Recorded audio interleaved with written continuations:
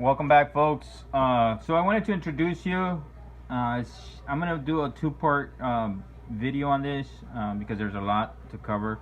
But I did wanted to introduce you to my ongoing project here, the AH-1 Cobra, or the Dragonfly. Back in 1983, the Dragonfly came out, one iconic, well-recognized vehicles for the G.I. Joe universe, along with the Vamp. The Vamp here that you see is an upgraded Vamp, my upgraded version of the Vamp. It's of course got squishy tires, and it's remote control. It's got independent suspension, RC.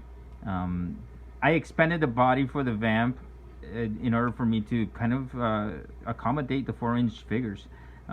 It's just enough space where it doesn't look, it looks to scale, and it gives the 4-inch G.I. Joes some room. Kind of the same concept. If you have a chance to watch the videos on the Vamp of the test drive, me having some fun, popping some wheelies, and also the how to build as far as the expansion is concerned. If you get a chance to watch those, watch those. It's kind of the same concept that I use here in the AH-1 Cobra, or the Dragonfly. As you can see here, the white patches and the gray patches, that's where the expansion has happened.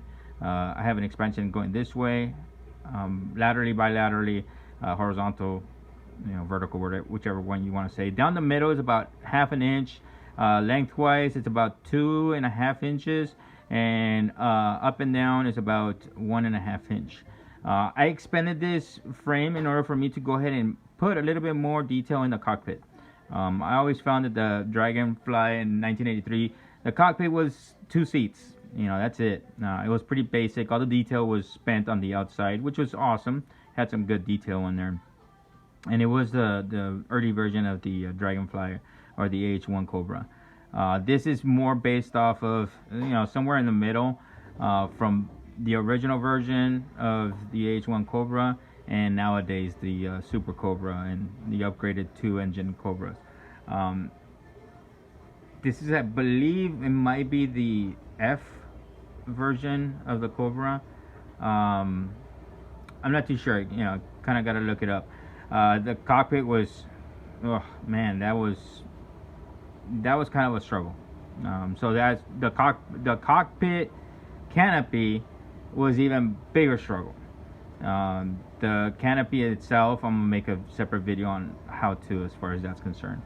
Some of the upgrades you'll see here is the turret, of course. It's got that 20mm cannon. I believe it's 20mm cannon with a rotating barrel, 3 barrels. Also the optics, of course, the extended nose. Also the interior, I was able to find a cheap toy that had some helicopter engines sounds and at Goodwill, so I incorporated that. You'll see these 2 buttons back here, and then 1 switch for, I integrated a little motor. I just had a little motor lying around. I put a plastic tube in between the connection of the motor and the propeller, and now it has some spin to it. I got lucky. Just by chance, I picked the right size motor, and it has enough juice to go ahead and start spinning on the propeller nice and slow, like it's kind of spinning up, and then it starts a little bit faster.